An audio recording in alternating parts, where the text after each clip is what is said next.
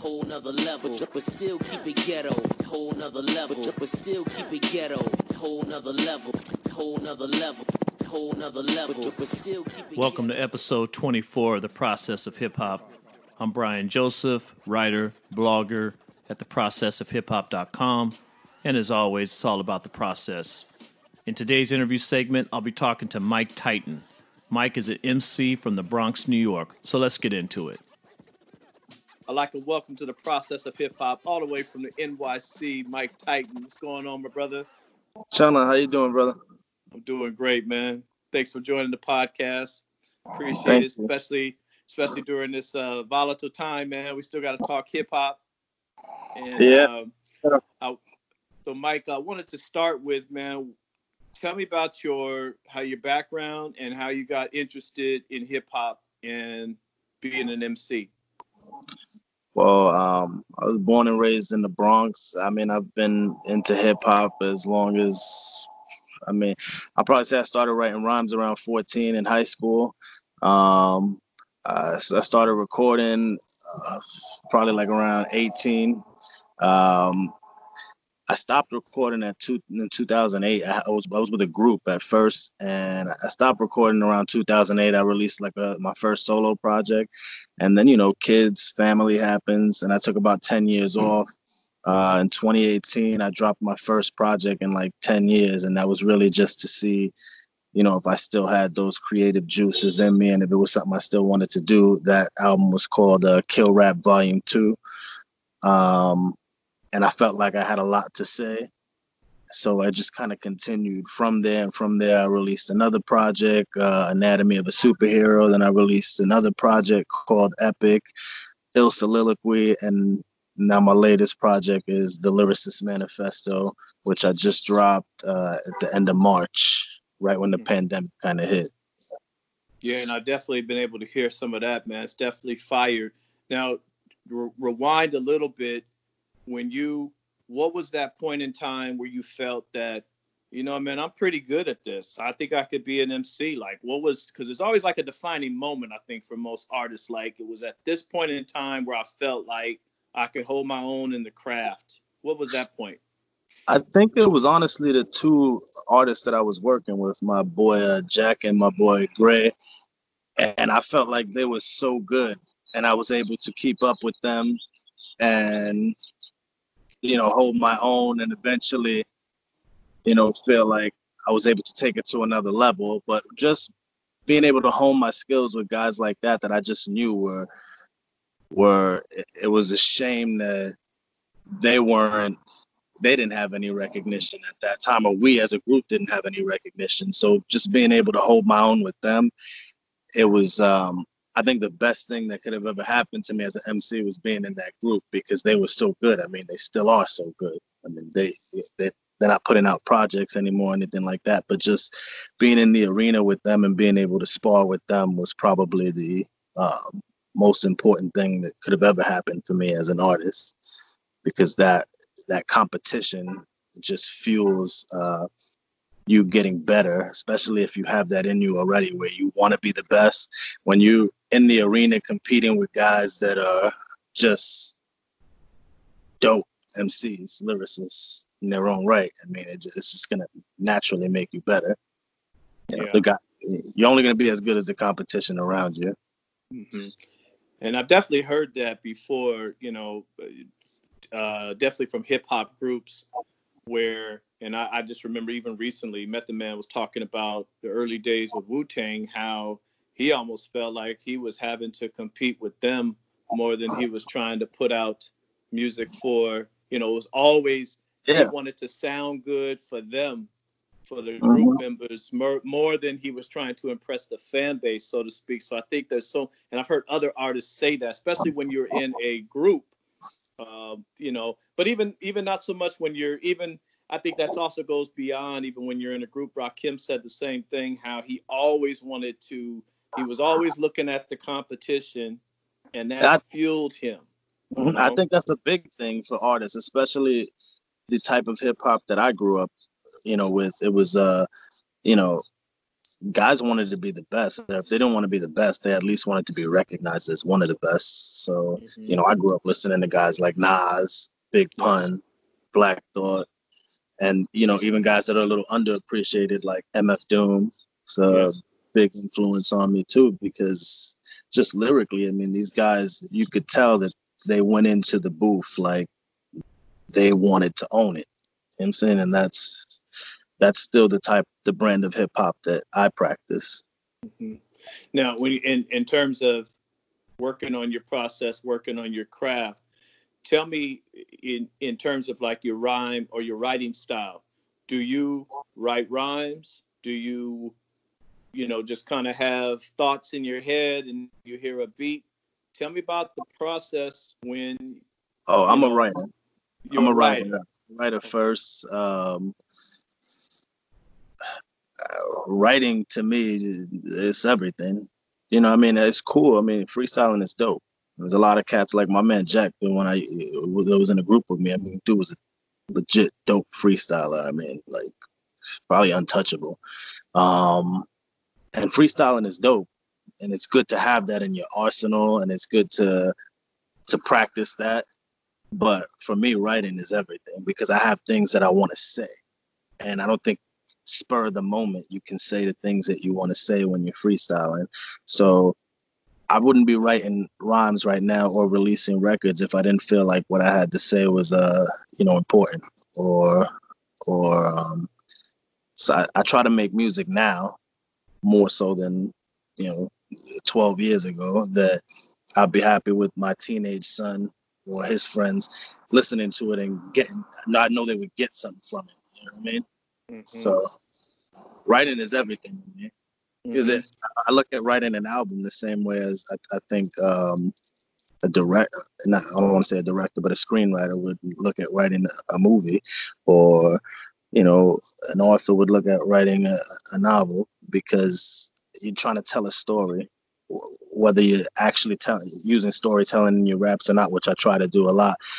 But an album should be almost like have it should have a theme to it, and it should be cinematic in some way, so that you're delivering a message, whether it's broader or not. I mean, they're getting something from you that on that album that is an overall arching theme. You know what I mean? Yes. And you said something interesting that I want you to elaborate on a little bit. The storytelling. The 90s was the golden age of hip hop, and so much a part of the 90s was the great storytelling MCs, where you felt like you were watching something cinematic, whether it was a Biggie, a Nas, a Jay, a Big Pun, but even your MCs that maybe didn't get a whole lot of recognition, like a Special Ed, was also like they were storytellers, though. They, like, you saw what they were saying. Why do you think that's, from your perspective, why do you think that's kind of gone away in the current hip hop landscape? Well, I think we kind of have to look at the world too, and I think hip hop is reflective of the times. You know what I mean? So, like, where in the 90s it was all about, not all about, but a lot of rappers were talking about, dealing the drugs, and now you got rappers talking about using the drugs. It's just all kind of like how hip hop kind of goes with society, and the dumbing down of society is kind of, it shows in hip hop too. And it's also the kind of state of the world that we're in right now. I think the type of hip hop really reflects that, because it's all, we got a lot of these sad musicians and shit like that. Yeah. These sad boys, and that's kind of life right now. There's a general state of like apathy for certain people, where they feel like there's almost like a hopeless state. So I think that's kind of why we kind of have the hip hop that we do right now. But storytelling for me, when I was growing up, I think it was the best when you had guys like Slick Rick and Nas. For me, especially Nas, when I was growing up. Yeah. Slick Rick was just slightly before like I really, really got into hip hop. Yes.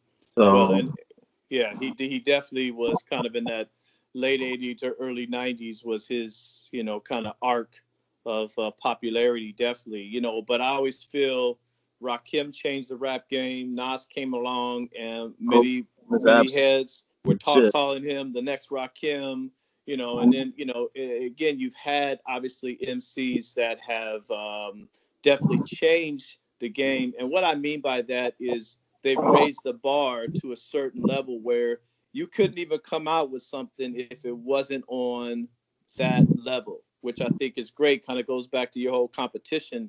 It's like if you can't even step into the arena if you're not on this level, which I think, again, and I'm not saying that there's a lot of MCs I feel that have that mentality in mind. A J. Cole or Kendrick obviously come to mind right off the top of my head, where it's definitely, to me, there's a